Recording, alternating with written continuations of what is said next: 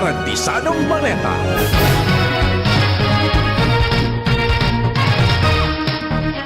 Marahay na mga tugang Martes Pungunyan, petsa 14 sa bulan ng Oktubre 2025. Ini po ang bareta alas 7 asin sa headlines sa tuwing darakulang mga bareta sa lado lokal. Mga lokal na gobyerno sa probinsya ng Albay, piging ganyan ni Obispo Bong Bailo na magpublika ng transparency reports online, may kinaraman sa detalyadong public works asin operasyon ng quarry. Bantay Project piglansar kan Diocese kan Legazpi. Ongoing na pagkudal sa pamitisang Kambulkan Mayon sa Linderos kan Barangay Tumpa sa Banwaan kan Kamalig, Albay, ikinakigig kan Task Force Quarry asin ni Provincial Administrator Rolly Rosal. 33 na units nin mga depektibong timbangan sa Banwaan kan Daraga, rinunot sa hampang kan publiko kasuudma. Sa lado nasyonal, sobra 50,000 na examinees pasado sa August 2025 career service exam. Mga empleyado kan COA obligadong magdeklarar nin financial as in business interest. Ban sa temporary asin improvised plates sinuspindir kan LTO. PBBM bukas sa mga rekomendasyon para mabawi ang hinabas sa gobyerno asin panimbagon ang mga imbuelto. Sa ibang nasyon, mga bihag kan Hamas dagos ng pinalibri, mga taga-Israel nagrokyaw. Baretang Sports, 16 anyos na Filipino racer Alfonsi Dakigan nanggana sa 2025 Asia Talent Cup. Yan ang headlines. Kunya sa detalles po ka mga bareta. Kami ang sa mga magiging tagapagbareta. Ako po si Jasmine Baloloy. Ako man po si Mardila Daingiba. Enot sa bareta sa lado lokal. Ang baretang ini hatod sa Indokan. Optin Lutein Capsule. Alagaan ang paningin sa tulong ng Optin. Kitang-kita ang kalusugan ng mata. Inagad ni Obispo Bong Bailon kan Diocese kan Legazpi sa lokal na gobyerno na magpublikar online in transparency reports kung sa inakapalaman ang detailed public works as inquiry operations. Katuyuhan kan lakdang na ini na mapakusog ang accountability mechanism sa tahaw ka mga nagbuto ang issue sa korupsyon sa bilog ng nasyon. Sinabi ni Obispo Bailon na ang inisyatibong ini nagapahiling nin commitment kan simbahan asin pagkikisumaro sa gabos na panahon kan kandidatu o kaya kan kadikluman asin mga problema lalo na ang mga nagsapar asin apektaran kan korupsyon, poverty asin poor governance. Apera kini ipigpangapudan man kan Obispo ang national reform na naghagad sa mga lawmakers na magpasar nin corruption control laws na pwedeng magban sa political dynasties, mag-expand sa anti-graft measures, guarantee freedom kan information as in institutionalized citizen participation sa budgeting as in auditing. Ang informasyon kan Obispo nagbutwa sa ginibong Peace Ride and Rally for Change ka nag-aging alaw. Ang baretang ini hatod sa Indokan. Plemex. Pag may ubo o hika, Plemex agad. Basta lagundi, Plemex. Ipiglansar kan Diocese kan Legazpi ang Bantay Project kasunod kan ginibong Peace Ride and Rally for Change. Nasarong inisyatibo para mapromoter ang transparency as in accountability sa government projects sa bilog na probinsya kan Albay. Sigon kay Obispo Bong Bailon, ang Bantay Project papanginotan kan Diocesan Commission on Social Concerns as in Social Action Center katuwang ang local communities as in civic organizations. Imomonitor kaini ang mga infrastructure and development projects bilang advocate sa transparency as in ma-report ang posibleng irregularidad sa mga autoridad. Ang baretang ini hatod sa Indokan. Liver Aid Silimarine Capsule. Ang good drinks at good food, perfect combo. Isama pa ang Liver Aid. It's liver lover, boys!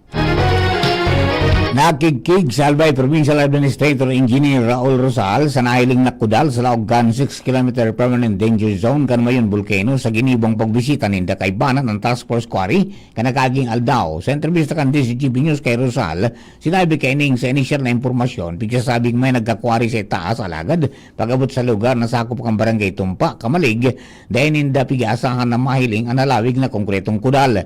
Katakod kay ni sa paghapot-hapot kan opisyal sa mga trabador na kaabutan sa lugar. Sinabi ka mga ini na nasa 3 bulan na sindang nagtatrabaho digdi asin nasa 13 hektaryas ang nakatalaan nindang kudalon. Dagdag pa ni Rosal na sa ngunyan may naresibi siyang surat halis sa authorized representative kan Sun West Incorporated na nagpapatrabaho kan kudal na pigsasabing privately owned ang pigkukudal na parte kan Bulkan Mayon.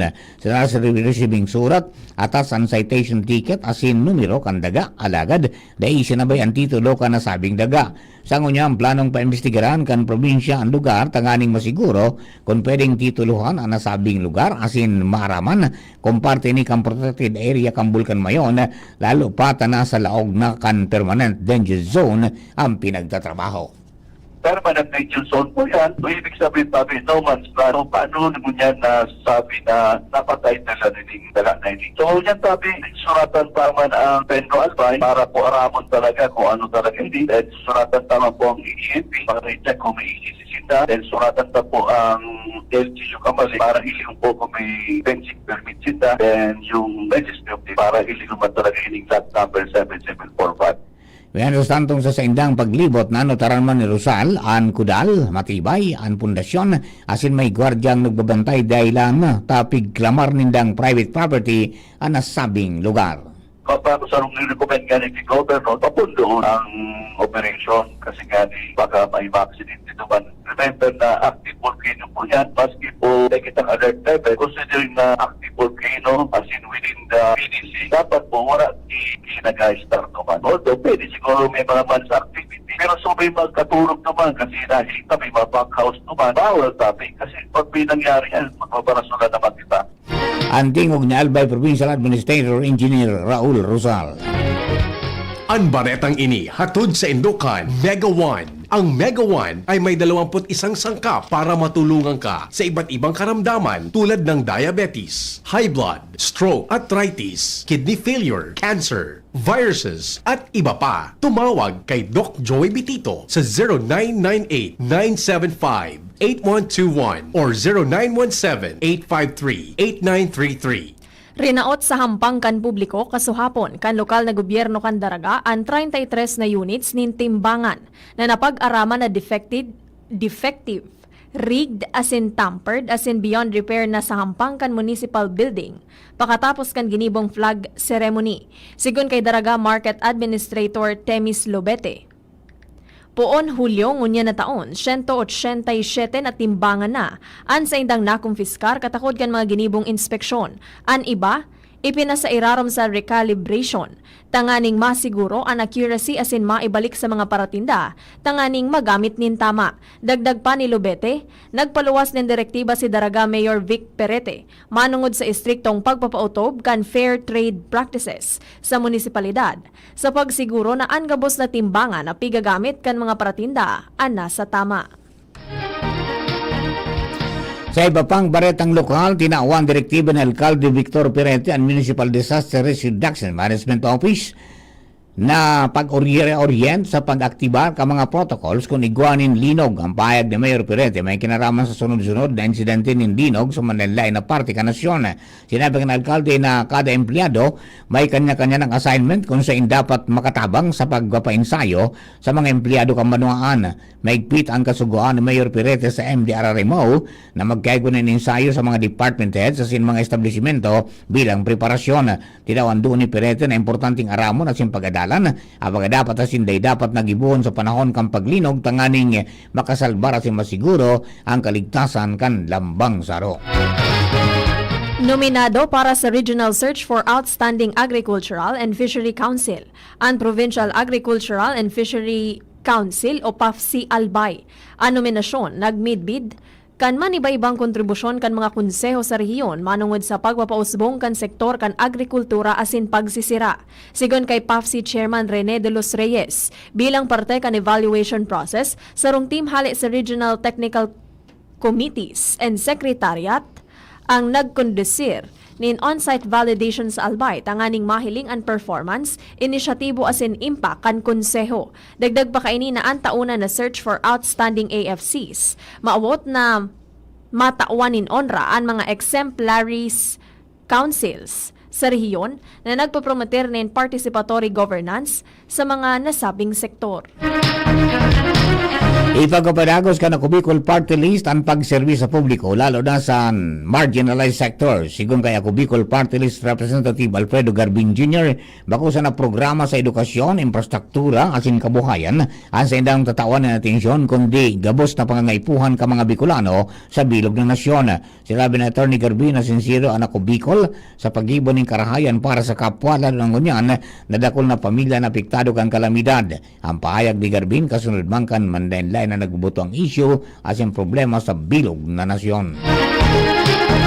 Formal nang piglansar kan Department of Agriculture o DA Bicol ang bagong mobile soil laboratory hali sa Bureau of Soils and Water Management sa Camarines Sur kasuhapon. Sigon kay Regional Soils Laboratory OIC Chief Frederick Forcadela, maawot kan pasilidad na makapaghatod din accessible, available, and accurate solutions to soil health across the Philippines. Ang nasabing laboratorio maserbing extension facility kan Regional Soils Laboratory na mabusol nin land management as in crop sustainability sa Camarines Sur. Apera pa kainian pasilidad, makakatabang tanganing maaraman kung anong pananom ang magkakanigo sa maniba-ibang daga sa mga lugar sa probinsya. Apat na sentenarya na alis na daraga asin Bakakay Albay ang tinawanin pagbidbid kan gobyerno probinsyal sa pagikang Provincial Social Welfare and Development Office o PSWDO. Sigon sa PSWDO na pinamamayuhan ni Maria Vivian Seya, ang mga sentenaryans na midbidan na sina Lola Loretta Mancera asin Lolo Marcelino Rico Sr. hali sa daraga. Siring man sina Lola Maria Belbes asin Lola Felisa Baroma hali man sa Bakakay. Nakaresibi ang kada sentenaryan in pig 50,000 pesos na cash incentives asin felicitation certificate bilang pagmidbid sa sindang impluensya sa komunidad hali sa probinsya Canalbay. Apera kay ni naresibi man ka mga sentenaryan sa 2,000 pesos na insentibo hali sa Department of Social Welfare and Development o DSWD basado sa Republic Act 10868 o ang Centenarians Act of 2016 kang Gobyerno Nasyonal. Nagkaigwan in Interagency and Stakeholders Meeting ang Department of Health o DOH Infectious Disease Cluster para mapakusog ang kolaborasyon sa manlain-lain na government entities para sa epektibong health-related services sa publiko.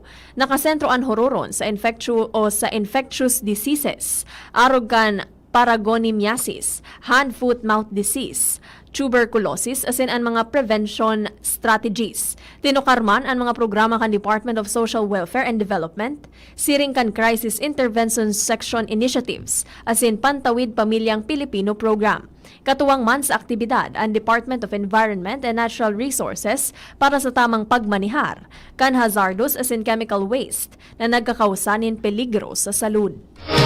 Bagatugan primerong partiyang kasutuyang bareta alas 7 mga bareta sa lado lokal. Ang bareta niya to sa lado nasyonal. Ibang nasyon, sports sa singkamugdagang kampanahon, makalis lamang po kini. At ngayon, ang pinakabago, ang pinaka-epektibong food supplement na mabusising ginawa sa Amerika at matapos ang 3 taon, aprobado na ng FDA. Mega One, ang evolusyonaryong produkto na nagtataglay ng 21 natural na mga komposisyon na nakatutulong upang palakasin ang immune system at ang ating kalusugan. Para sa karagdagang impormasyon, maaaring pumunta kay Doc Joey Bitito sa Barangay 18, Cabangan West, Legazpi City, kaharap lang ng Bangko Sentral ng Pilipinas. O tumawag sa 0998-975-8121 or 0917-853-8933 para sa free consultation sa natural medicine. bisitahin din ang aming Facebook pages, Mega One-Superfood at NHC Bayanihan Official. Mega One, evolusyon para sa kalusugan. Pre, makinig ka muna. Payong kaibigan lang ha. Work hard, play hard. Yan ang motto ko dati. Pero nakakapagod din pala katagalan. Sa gitna ng lahat ng mga puyat, inom at pagkain ng masasarap, kasama na ang oily at fatty foods, kailangan pa ring bantayan ang kalusugan. Tamang kontrol ang kailangan. Katuwang ko, ang Liverade. May silimarin na maaring makatulong, protektahan ang atay. Cheers to more good times. Be a liver lover. Mahalagang paalala, ang Liverade ay hindi gamot at hindi dapat gamitin paggamot sa anumang uri ng sakit. Ang good drinks at good food, perfect combo. Isama pa ang Liverade para sa kalusugan ng atay. Mabibili sa mga leading drugstores nationwide. Piolo Pascual po. Sa ubo at hika, may Plemex Forte Syrup and bottles. Pero para sa ginhawang kailangan agad, may Plemex Forte Capsule and Blister Pack madaling bitbitin, kayang ibulsa. Gawa sa natural na lagundi na tumutunaw at nagpapalabas ng plema. Convenient na, ginhawa pa. Plemex Forte Lagundi in capsule. Basta lagundi, Plemex. Easy! Vitex Segundo L is the generic name of Plemex Forte. If symptoms persist, consult your doctor.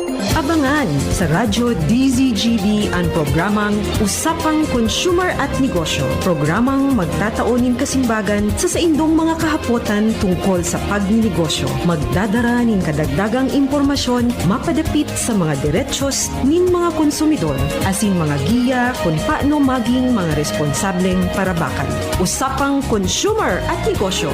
Mataon pagnibid sa mga matrayumpong negosyante asin sa mga establishmento de negosyo na may marhayin na kontribusyon sa komunidad. Usapang Consumer at Negosyo. Madadangog na kada primero Biyernes kan bulan, alas 11 sagkod alas 12 minuto. Ihahatod sa Indo kan Department of Trade and Industry Regional Office 5. Usapang Consumer at Negosyo. Abangan. DCGB Bareta alas 7. Bareta alas 7.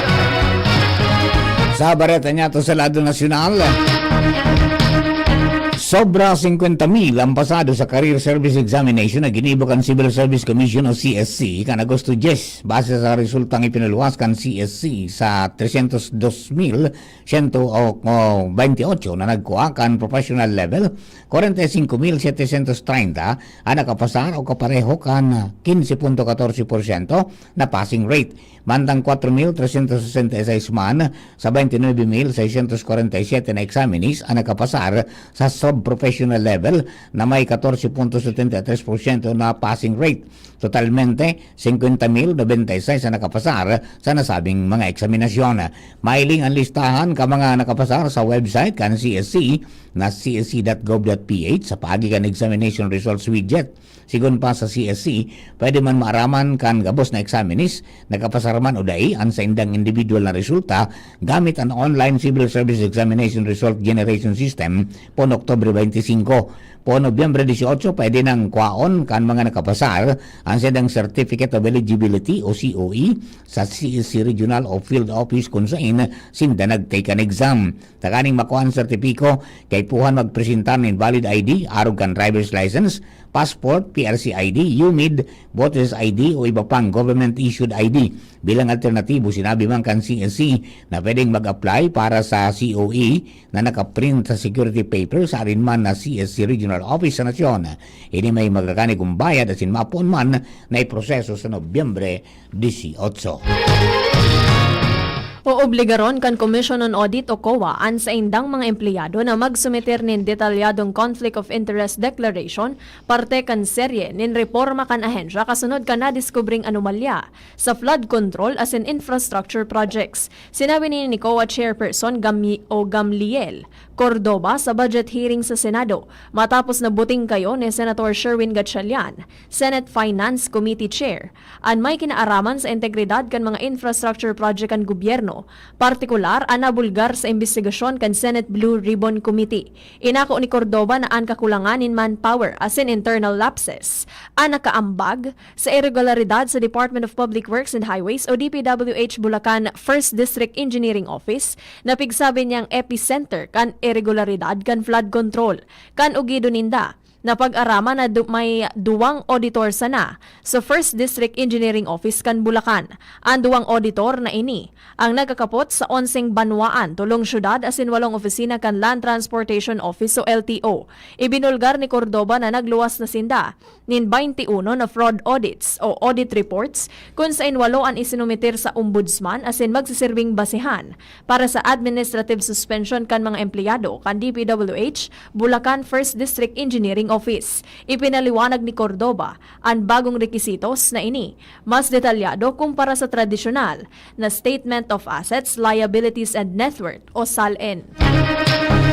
Sinuspindir ni Land Transportation Office o LTO Chief Marcos Lacanilao ang direktiba na nagbabawal na sa paggamit kan improvised and temporary vehicle plates po Nobyembre 1. Inanunso ni Lacanilao sa press conference ang suspensyon sa inisyong memorandum ni dating LTO Chief Attorney Vigor Mendoza. Sigon kay Lacanilao, kinakay po ang paining pag-adalan kan ahensya, paliwanag niya na temporaryong sususpindiron niya na Nobyembre 1 na implementasyon kan ban.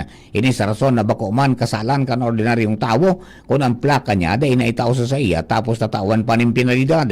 Tinawanin doon nila kanilaw na kaipuhan ng adalan dahil dakol na factors na pwedeng katakod kay ni dahil sa posibleng sa dealer ang may problema o baka sa mismong LTO.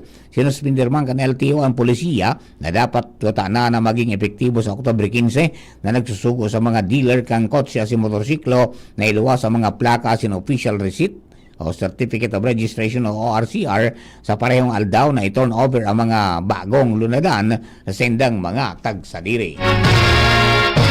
Bukas si Presidente Ferdinand Marcos Jr. sa mga rekomendasyon para marikas na mabawi ang mga pondong hinabas sa gobyerno asin maipakulong ang mga nakinabang sa dapat kuta ng napaduman sa flood control projects kan gobyerno. Iniyan sinabi kan Malacanang kasunod ka naging pahayag ni Senator Panfilo Lacson na pwedeng panginutan ni Presidente Ferdinand Marcos Jr. ang retribution plus restitution na an gustong sabihon ibalik ang hinabas kan mga imbuelto sa ghost project asin mas halipot na pagkakapreso kan mga ini. Sinabi ni Palace Press Officer Attorney Claire Castro na igwang poder ang presidente na magtaonin executive clemency asin conditional pardon, pero sa ngunyan, bako pa ini napapanahon. Pangenot na prioridad ngunyan kan gobyerno iyo an ma-recover ang mga hinabas na pondo asin mapanimbag ang mga naghabas sa pondo kan nasyon. Ipinahayag kan Civil Service Commission o CSC na may maabot sa 83,000 na first level position sa gobyerno na bukas sa mga senior high school o SSS graduate basta makapasar sinda sa sub-professional civil service exam sa pagdangog kan Senate Committee on Finance sa 4.19 billion pesos na propestong budget kan CSC para sa 2026. Sinabi ni Civil Service Commission Chairperson Marilyn Yap na inamindara na kan Komisyon ang education requirements para sa mga entry-level posisyon.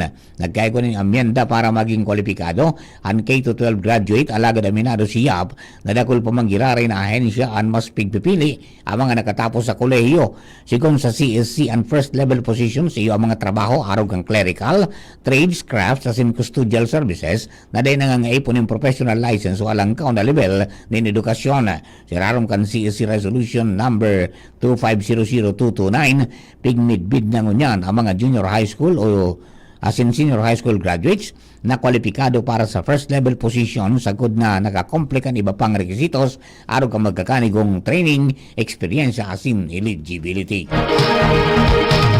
Sa tahaw kan magkakasunod na kalamidad, arog kan linog, bagyo asin pagbaha sa manibaybang parte kan nasyon. Nagpatanid ang Philippine Psychiatric Association o PPA sa posibilidad din pagsapar ng disaster fatigue kan nagkaperang namamanwaan. Sigon kay Dr. Joan May Perez Refarial, presidente kan PPA, na ang disaster fatigue iyo ang sarong klase ng emosyonal asin mental na kapagalan na naguugat sa pagmati nin kawaranin kontrol sa mga nangyayari sa palibot. Kapag sunod-sunod ang kalamidad, pwedeng makamati ang tao nin kapagalan, panluluya asin kawaranin paglaom, dagdag pa ni Refarial. Bilang kasimbagan abiso kan eksperto, na isentro ang atensyon sa mga bagay na kayatang kontrolon arog kan pagiging handa sa panahon nin kalamidad. Pagsunod sa mga abiso kan autoridad, asin pangataman sa sadiring salud. Dagdag pa ni Refarial na importante man ang pagtarabangan kan komunidad, asin ang pagsimbag sa pangangaipo kan lambang saro tanganing mamantenir ang estabilidad sa tahaw kan krisis.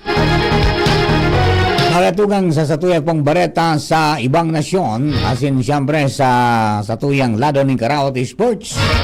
Nasa linya si Nicole Angloriani para po sa detalye. Good morning, Nicole.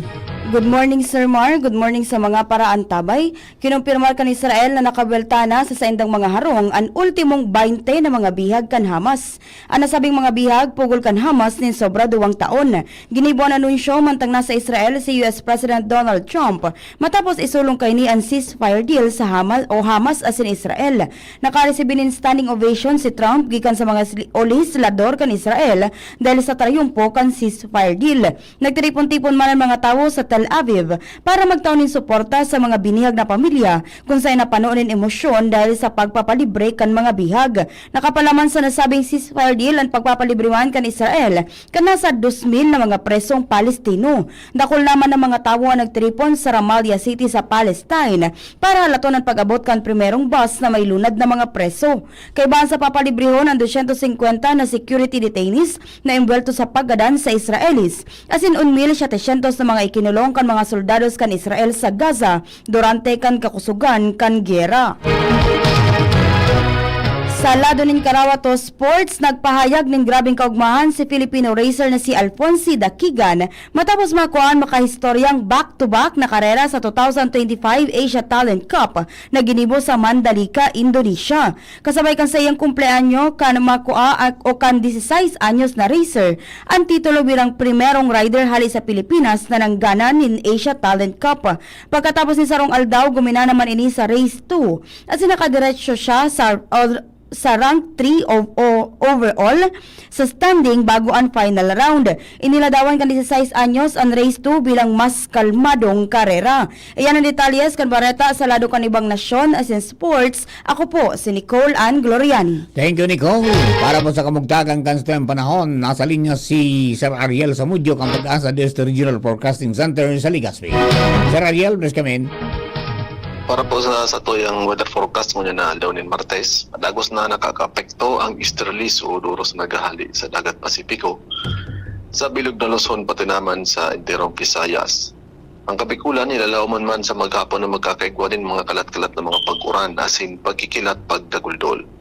Maluya hanggang sa katamtaman na duros na hali sa sirangan hanggang sa norteng sirangan na Hamatayan na may banayan hanggang sa katamtaman na pag-alon kan kadagatan.